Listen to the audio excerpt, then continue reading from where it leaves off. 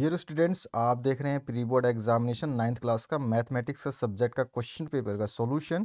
तो चलिए स्टार्ट करते हैं इस क्वेश्चन पेपर के सॉल्यूशन को। और साथ ही साथ ध्यान रखना है आपको, इस चैनल पे सारे सब्जेक्ट्स के सॉल्यूशन अपलोड किए जा रहे हैं। अपनी डिस्क्रिप्शन बॉक्स में अपने क्लास की प्लेलिस्ट में आप सारे आंसर्स को देख सकते हैं। पहला क्वेश्चन है, a polynomial of one term is called. एक पद वाले बहुपद को कहा जाता है। बहुत ही बेसिक क्वेश्चंस जो हैं इसमें दिए गए हैं, तो उसको हम बोलते हैं इंग्लिश में मोनोमियल, और एक पदी बोलते हैं हिंदी में। ठीक है, तो ये आपका आंसर हो जाएगा। अगला जो क्वेश्चन है, a polynomial of two terms is called. तो जिसमें दो टर्म हो यानी दो पदों वाले बहुपद को हम क्या कहते हैं? द्विपद कहते हैं, बाइनोमियल कहते हैं। ठीक है, अगला जो क्वेश्चन है, the value of under root A into B का मान क्या हो सकता है? तो under root A into B लिख सकते हैं हम इसको। ठीक है ना। नेक्स्ट जो क्वेश्चन है आपका, इसमें पूछा गया है, in a triangle the sum of all angle, यानी एक त्रिभुज में तीनों कोणों का योग जो है 180 डिग्री होता है, सभी को पता होगा। इसके बाद में a polynomial of degree 2 is called. दो घात वाले बहुपद को हम क्या कहते हैं? क्वाड्रेटिक पॉलिनोमियल कहते हैं या द्विघात बहुपद कहते हैं। ठीक है, अगला जो क्वेश्चन है, रिक्त स्थानों की पूर्ति करनी है। The centre of a circle lies in interior of the circle. Interior मतलब सर्किल के अंदर, आप अभ्यंतर बोलेंगे इसको हिंदी में। वृत्त का केंद्र वृत्त के अभ्यंतर में स्थित होता है। ठीक है, तो अभ्यंतर बोलेंगे आप, तो इनसाइड हो गया। ठीक है, इंटीरियर में। द लॉन्गेस्ट कोड है, ये स्पेलिंग मिस्टेक है। The longest code of A circle is A diameter of the circle. जो भी लॉन्गेस्ट कोड होगा, एक सर्कल है ये आपका, इसका जो कोड होता है, कोड सारी की सारी यहाँ से पॉइंट से शुरू होती है और यहाँ तक लास्ट तक जाती है। तो सबसे लंबा कोड बीच में ही खींच सकते हैं, जो कि आपका व्यास होगा, डायामीटर होगा। अगले क्वेश्चन की बात करें, तो यहाँ पे पूछा गया आपसे, इसी को हिंदी में क्या बोला? वृत्त की सबसे बड़ी जीवा जो है, वृत्त पर क्या होती है? वृत्त का व्यास होती है, सबसे बड़ी जीवा है, कोड है ये। इसके बाद में, an arc is an dash when its end are the ends of a diameter. यानी कि ये बोल रहा है कि एक चाप जो है खालिस्तान होता है जब उसके सिरे एक व्यास के सिरे हों। तो व्यास जो होता है, व्यास का सिरा जो है, ये है आपका एक व्यास, और एक ये है व्यास। व्यास को हम क्या बोलते हैं? डायामीटर बोलते हैं। और डायामीटर का जो आर्क है, ये पूरा का पूरा ये आधा आर्क बनेगा। व्यास जैसे ये डायामीटर है, आप भूल जाइए कि नीचे वाला इसके ऊपर वाला अगर आधा है तो क्या हो गया? हाफ हो गया, यानी कि सेमी सर्किल हो गया। तो हम सेमी सर्किल या अर्धवृत्त बोलेंगे इसको। Segment of A circle is the region between an arc and the code of the circle. Segment किसको बोलते हैं हम? जो है हमारा जो कोड जो है, जीवा जो है हमारी, उसके बीच के भाग को। ठीक है, जो चाप है और जो आपका जो चाप है और वृत्तखंड के बीच का, ये वृत्तखंड के बीच का भाग जो है, इसके अंदर जो है ये वाला जो कोड कहलाएगा। चाहे यहाँ पे कहीं भी खींच दो, यहाँ खींच दो आप इसको, सपोज करिए ये यहाँ खींच दिया, तो भी ये क्या हो जाएगा? आपका जीवा हो जाएगी। ठीक है, और ये वाला जो है आपका वृत्तखंड हो गया। क्लियर हुआ? ए आर्टिकल सॉरी, एक circle divides the plane on which it lies dash parts. तो एक जो है वृत्त जिस तल पर स्थित है, उसे खालिस्तान भागों में विभाजित करता है। तो तीन भागों में विभाजित करता है। अगर आप देखेंगे इसको, अगर मैं डायग्राम को देखिए, ये सर्कल है, इस सर्कल का एक अंदर का पार्ट है। ठीक है, एक सर्कल के बाहर का पार्ट है, और एक सर्कल के जो ये लाइन बनी हुई है इस बिंदु पे पार्ट है। यानी सर्कल तीन हिस्सों में डिवाइड करता है जब वो बनता है किसी तल पे। तो एक तो अपने सरफेस के ऊपर रखता है, ठीक है, और एक है सरफेस के अंदर, और एक है सरफेस के बाहर। तो तीन भागों में डिवाइड करेगा, तो यानी थ्री आ जाएगा, थ्री पार्ट्स। उसके बाद में सत्य सत्य देखते हैं। A circle has only finite number of equal codes. तो यहाँ पे ये फॉल्स हो जाएगा। एक वृत्त में समान लंबाई की परिमित जीवाएं हो सकती हैं, परिमित जीवाएं नहीं हो सकती है, अपरिमित जीवाएं हो सकती है। इनफाइनाइट नंबर ऑफ कोड्स हो सकते हैं एक सर्कल के अंदर। जैसे मैंने सपोज करो ये सर्कल ड्रॉ करना है, तो इसको कर लेते हैं सर्कल को ड्रॉ। अब देखिए इसमें कितने कोड्स खींच सकते हैं? इनफाइनाइट खींच सकते हैं। यहाँ से अगर मैं कोड खींचूँ तो ये आपका कोड इस तरह से सीधा सीधा स्ट्रेट लाइन होती है। किसी भी पॉइंट से आप स्टार्ट करेंगे और किसी भी पॉइंट पर जा सकते हैं इस तरह से। ठीक है, अब इसी तरह से अगर मैं यहाँ से खींचूँ तो यहाँ से इस तरह से खींच सकते हैं। फिर इसी तरह से हम यहाँ से खींचें तो इस तरह से खींच सकते हैं। इसी तरह हम यहाँ से खींचें तो मतलब इनफाइनाइट खींच सकते हैं। लेकिन ये बोल रहा है फाइनाइट होते हैं, यानी कि गिने चुने होते हैं। गिने चुने नहीं होते हैं, बहुत सारे होते हैं। तो ये फॉल्स वचन है। ठीक है, if a circle is divided into three equal arcs, each is a major arc. तो ये भी फॉल्स है। मेजर मतलब आपका दीर्घ चाप थोड़ी होगा, दीर्घ चाप का वक्र नहीं बनेगा अगर मान लीजिए ये सर्कल है, अगर मैं इसको 3 भागों में काट देता हूँ, सपोज़ करिए कि एक भाग हमने ये लिया, ठीक है? और एक भाग हमने यहाँ पे बना लेते हैं, एक भाग ये लिया और एक भाग जो है आप 3 भागों में काट रहे हैं ना हम, तो 3 भाग में काटने के लिए 1 भाग 2 भाग हुआ है ना, तीसरा भाग और कर देते हैं इस तरह से। 1 भाग 3, 2 भाग 3 भाग, 3 भाग जब हम काटते हैं तो तीनों भाग इक्वल होंगे। जब ये बोल रहा है कि यदि एक वृत्त को 3 बराबर भागों में, छापों में, भागों में, ठीक है, बाँटा जाए तो प्रत्येक दीर्घ चाप होगा, तो बिल्कुल नहीं, सारे के सारे समान होंगे, तो यहाँ पे भी ये फ़ॉल्स हो जाएगा, यानी कि असत्य हो जाएगा। ए chord of a circle which is twice as long as its radius is a diameter of the arc. Yes, बिल्कुल जो है ये बोल रहा है कि इसमें एक आपका आर्क है, मतलब एक सर्कल है, उस सर्कल में जो है एक जीवा है, एक जीवा की लंबाई जो है त्रिज्या से 2 गुना है। त्रिज्या जैसे आपकी ये है, तो इससे अगर 2 गुना जीवा है तो इसका मतलब ये हो गई जीवा ये पूरी की पूरी, है ना? तो इसको क्या बोलते हैं हम? व्यास बोलते हैं, तो ये हमारा सत्य हो जाएगा, ये हमारा सत्य होगा। इसके बाद चौथा देखते हैं, sector is the region between the code and it's corresponding area arc. ठीक है, the sector is the region between the code and it's corresponding arc. तो सेक्टर को, यानी कि सेक्टर है त्रिज्या खंड, लेकिन वो होता है वृत्त खंड। ठीक है, जो आपको बोल रहा है वो तो, ये तो वृत्त खंड की डेफिनेशन दे रहा है, तो यहाँ पे आपसे त्रिज्या खंड पूछ रहा है। वृत्त खंड जो है आपका इस तरह से, अगर कोई सर्कल है, अब इसमें एक जीवा जो है, इसकी ये जीवा खींच दी हमने। अब जीवा का ये जो एरिया है ये एक वृत्त खंड है, और त्रिज्या खंड जो होता है वो त्रिज्या खंड कैसे होता है? तो त्रिज्या खंड ये वाला है। जैसे कि अगर इसमें से हम इसको हटा देते हैं तो ये त्रिज्या खंड हो जाएगा, ये आपका त्रिज्या खंड हो गया। ये दो त्रिज्याओं के संगत जो एरिया है उसको हम त्रिज्या खंड बोलते हैं। ये लघु त्रिज्या खंड, ये दीर्घ त्रिज्या खंड। लेकिन अगर एक ही लाइन सीधी हो तो इसको हम वृत्त खंड बोलते हैं, एक बड़ा वृत्त खंड और एक छोटा वृत्त खंड। तो इस तरह से ये फॉल्स हो गया। अगला जो है, a circle is a plane figure. तो सर्कल हमेशा एक प्लेन फिगर होती है, किसी भी प्लेन पे आप सिंगली बना सकते हैं इसको, 3D डायग्राम नहीं बोलते हैं इसको, जो है आपको प्लेन फिगर बोला जाता है। किसी भी जगह पे, किसी भी सरफेस पे आप इसको बना दोगे और इसके लेफ्ट और राइट में अगर चले जाते हो तो ये सर्कल दिखाई नहीं देगा, उसकी लाइन दिखाई नहीं देगी। ठीक है, तो ये इसका आंसर हो गया। अगले क्वेश्चन की बात करें तो यहाँ पे पूछा क्या गया आपसे? यहाँ पूछा गया है कि सही आपको जो है जोड़ियाँ बनानी है। तो यहाँ पर जो है क्वेश्चन पेपर में बहुत सारा मिस्टेक है सही जोड़ियों के अंदर, तो इसको हम जो है एक बार देख लेते हैं कि इसमें कोई आंसर सही हो सकता है क्या। तो देखते हैं, ए की पावर पी इंटू ए की पावर क्यू जो है, इसको अगर हम मैच करते हैं तो जब दो की पावर, मतलब दो संख्याओं की पावर अगर आपकी अलग अलग है लेकिन दोनों संख्याओं बेस में सेम है, तो पावर जो है वो क्या होती है? जुड़ जाती है ना। तो पावर अगर जुड़ जाएगी तो ऐसा कोई इक्वेशन है? तो यस, ए की पावर पी प्लस क्यू, तो ये वाला जो ऑप्शन है इसको हम करेक्ट मान लेंगे इसका। तो यहाँ पर जो है इस इक्वेशन को हम करेक्ट मान लेंगे, यहाँ पे मिसप्रिंट है। उसके बाद में तीसरा ऑप्शन तो दिया ही गई नहीं है। ए इंटू पी इंटू ब्रैकेट में, ब्रैकेट के बाहर क्यू है, तो इसको ए पी क्यू लिख सकते हैं। तो ये आपका जो आंसर हो सकता है ये वाला आपका इससे मैच हो जाएगा। थर्ड ऑप्शन है ही नहीं। उसके बाद में ए इंटू बी इंटू पी, यानी कि ए बी पी स्क्वायर होगा, जो कि इसमें ऑप्शन है नहीं।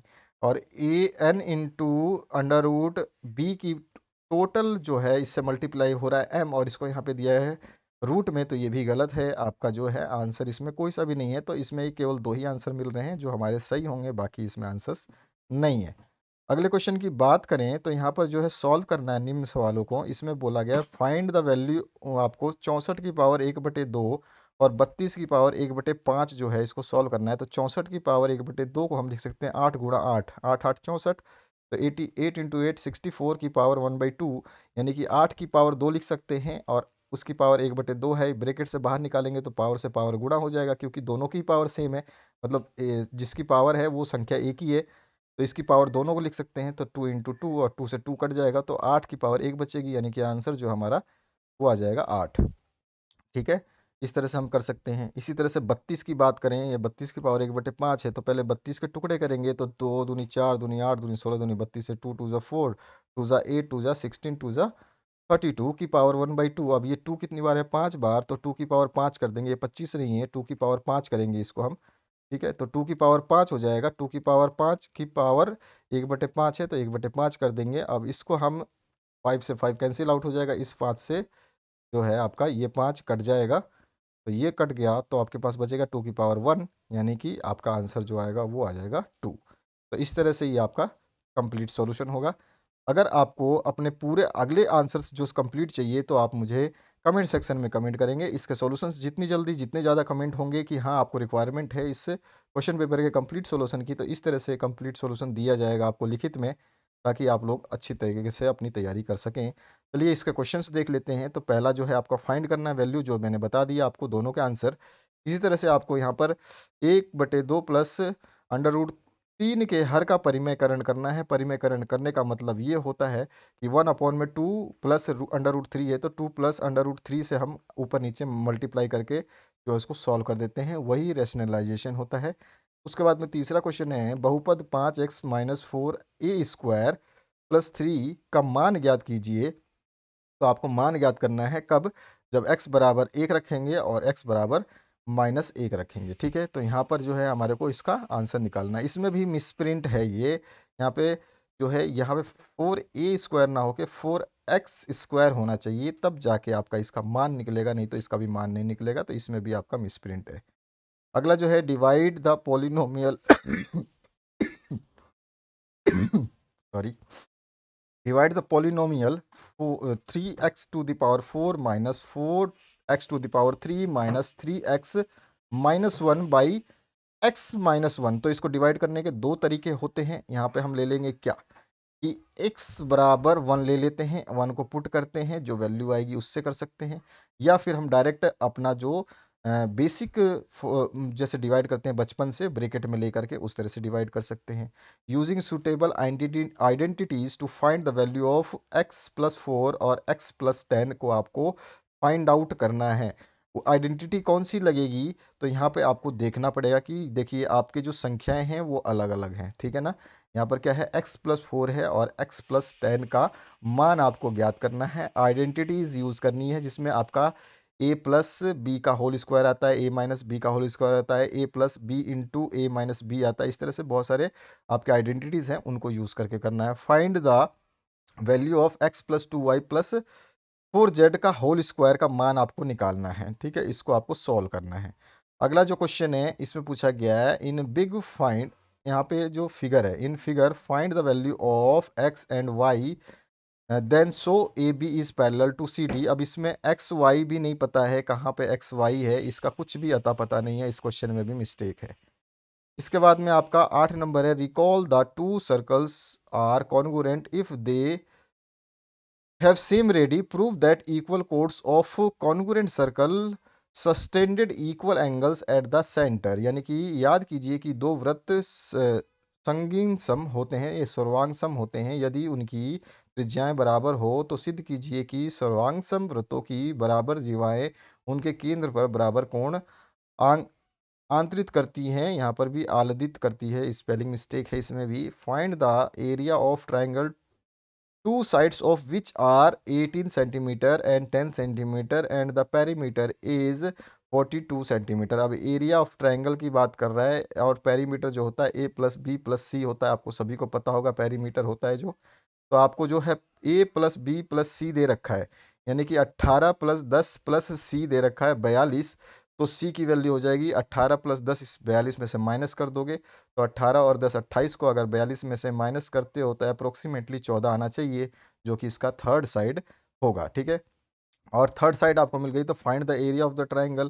ठीक है, अब एरिया का फॉर्मूला आप लगा दोगे तो आपका आंसर आ जाएगा। ठीक है, अगला जो क्वेश्चन है उसकी बात करते हैं। Find the curve surface area of right circular cone whose slant height, यानी तिर्यक ऊंचाई जो है 10 सेंटीमीटर एंड बेस रेडियस, आधार की त्रिज्या 7 सेंटीमीटर है। तो आपको यहाँ पे कर्व सरफेस एरिया का जो है आपको फॉर्मूला डालना है शंकु का, और आंसर आ जाएगा।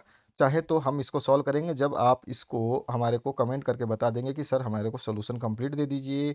और जितने जल्दी कमेंट्स जितने ज़्यादा होंगे फटाफट उतनी जल्दी उस वीडियो के सॉल्यूशंस बनाए जाएंगे, चाहे वो 9th क्लास का हो या 8th क्लास का हो या 10th क्लास का हो। Find the surface area of the sphere of 7 radius 7 centimetre. यहाँ पर 7 सेंटीमीटर त्रिज्या वाले गोले का पृष्ठीय क्षेत्रफल निकालना है। गोला है यहाँ पर, वृत्त नहीं है, गोला है। ठीक है ना, आपका स्फेयर है उसकी बात हो रही है। Right the 4 solutions of equation 2x + y = 7। समीकरण जो है आपका 2x प्लस वाई बराबर 7 के लिए 4 हल आपको निकालने हैं। सॉल्व करना है, निम्न सवालों को हल कीजिए। कोई भी आपको 8 करने हैं, यहाँ पे सारे सॉल्यूशंस सवाल दे रखे हैं। तो यहाँ पे आप सारे सवाल ऑन स्क्रीन देख सकते हैं, वीडियो को पॉज़ करके पढ़ लीजिए। बहुत ही इंपॉर्टेंट क्वेश्चंस रहेंगे जो एग्ज़ाम में बार-बार पूछे जाते हैं, उन क्वेश्चनों को हम यहाँ पे देख रहे हैं। तो ऐसा नहीं है कि ये, क्योंकि पेपर जो है आपका बोर्ड पेपर नहीं है, प्री बोर्ड पेपर है और इसमें क्या है, मिस्टेक्स हो सकती हैं, क्योंकि हर क्लास के पेपर में मिस्टेक पाई गई है, चाहे वो 10th हो, 12th हो, 11th हो, 9th हो, इस सभी की प्री बोर्ड के पेपर में एक ना एक, दो ना दो, 2-3 मिस्टेक्स ज़रूर आई हैं। तो आप भी अपने पेपर्स में अगर मिस्टेक है तो घबराने की ज़रूरत नहीं है। बोर्ड पेपर में ऐसा नहीं होता है, लेकिन जो प्री बोर्ड्स होते हैं वो जल्दी बनाए जाते हैं ताकि आप लोगों की तैयारी करी जाए, उसमें मिस्टेक्स हो सकती हैं। तो यहाँ पे 4 क्वेश्चंस तो आप देख रहे हो। चौथे क्वेश्चन का ये जो है, इसमें भी कहाँ पे एंगल है, किसके साथ कनेक्ट है, कौन सा नाम ए है, कौन सा नाम बी है, यहाँ पे भी गिवन नहीं है। तो यहाँ पर भी एक मिसप्रिंट है, लेकिन हम इस क्वेश्चन को सही कर सकते हैं। जब हम इसको सॉल्व करेंगे तो हमें पता होगा कि ए किसको देना है, बी किसको देना है, जब हम इसका सॉल्यूशन बनाएंगे। अगर आप कमेंट सेक्शन में कमेंट करते हैं वाकई में आपको इसकी ज़रूरत है सॉल्यूशन की कंप्लीट की, तब आपको इसका सॉल्यूशन मिल जाएंगे, क्योंकि आपके बहुत सारे पेपर्स जो हैं जिनको हमें सॉल्व करके रखने हैं, डालने हैं आपके लिए, ताकि आपके एग्ज़ाम्स की तैयारी बेहतर हो सके। तो आप कमेंट दीजिए और देखते हैं आपके कमेंट, जो स्टूडेंट है कितने पढ़ने चाहते हैं, कितने सॉल्यूशन चाहते हैं, उससे हमें पता चल जाएगा कि आप लोग कितने एक्टिव हैं। तो यहाँ पे 5 नंबर, 6 नंबर और 7 नंबर सवाल जो है आपके सामने हैं। इन सवालों को ज़रूर एक बार तैयार करें, एक बार ज़रूर आपको तैयार करना चाहिए, ताकि एग्ज़ाम में ना बेहतरीन परफॉर्मेंस कर पाएँ, अच्छे नंबर ला पाएँ। 8वाँ क्वेश्चन ये है आपके सामने, और इसमें के का मान ज्ञात करना है जब आपको इक्वेशंस दे रखी हों। तो और यहाँ पर भी एक हल हो, वो भी दे रखा है, ठीक है? इसके बाद में आपका 9वाँ, 10वाँ क्वेश्चन जो है, ये अंतिम क्वेश्चन्स हैं, इनको भी आप एक बार देख लें। तो ये आपका क्वेश्चन पेपर था जिसके हमने छोटे आंसर्स के जो सॉल्यूशंस थे, लेंदी जो सॉल्यूशंस नहीं थे, जो वन वर्ड आंसर्स थे, उनको हमने दिया। आपने देख लिया है आंसर्स, मैंने बताया यहाँ पर, जैसे कि पहला क्वेश्चन सॉल्व करके बताया आपको मैंने कि आपको 64 की पावर 1/2 या 32 की पावर 1/5 कैसे सॉल्व करते हैं। मैंने यहाँ पे ट्रू एंड फॉल्स भी बताया, ट्रू एंड फॉल्स में मिस्टेक्स हैं। यहाँ पे ये यहाँ पर नहीं, ट्रू एंड नहीं, मैचिंग कॉलम्स में मिस्टेक है, ट्रू एंड फॉल्स सारे सही हैं आपके, जो भी मैंने बताए हैं ये सारे करेक्ट आंसर्स हैं। तो इनको आप ज़रूर एक बार रेडी करेंगे। बहुत ही बेसिक क्वेश्चंस दिए गए हैं इसमें, इनको देख लीजिए। इसके अलावा जो आपके फ़िलअप्स हैं, ये भी बहुत अच्छे क्वेश्चंस हैं, इनको भी आप देखिए एक बार। और इसके बाद में जो आपके एमसीक्यूज़ जो हैं, ये भी अच्छे क्वेश्चंस हैं, तो इनको भी आप एक बार ज़रूर देख लीजिए, ठीक है? तो ये आपके पूरे के पूरे क्वेश्चंस के आंसर है जो आप यहाँ पे देख पा रहे हैं। तो आशा करता हूँ इस वीडियो से आप लोगों को थोड़ी-सी संतुष्टि मिलेगी, और जैसे ही आपके कमेंट्स ज़्यादा आएँगे कि हाँ सर, हमें सॉल्व कर दो, लाइक कर दो, अगर आप लाइक करते हैं ज़्यादातर, तो मैं समझ जाऊँगा कि आपकी इंटरेस्ट जो है इस वीडियो में या इस क्वेश्चन पेपर के सॉल्यूशन के लिए बहुत ज़्यादा है, और मैं इसको कंप्लीट सॉल्व कर दूंगा। ये तो क्वेश्चन सॉल्व कर ही दिए गए हैं, नीचे के बचे हुए जो 10 क्वेश्चन हमने देखे, इन सभी क्वेश्चंस को सॉल्व कर दिए जाएंगे, ठीक है ना? तो ये आपका पूरा का पूरा जो सॉल्यूशन है इस तरह से कंप्लीट करा दिया जाएगा, जैसे अभी आपने पहले क्वेश्चन का सॉल्यूशन देखा लिखित में, इस तरह से लिखे हुए रहेंगे, पूरे के पूरे स्टेप बाय स्टेप सॉल्यूशन रहेगा। आप कंप्लीट आंसर्स देख सकते हैं। तो आशा करता हूँ इस वीडियो से आप लोगों को हेल्प मिलेगी। Thank you very much, have a good day.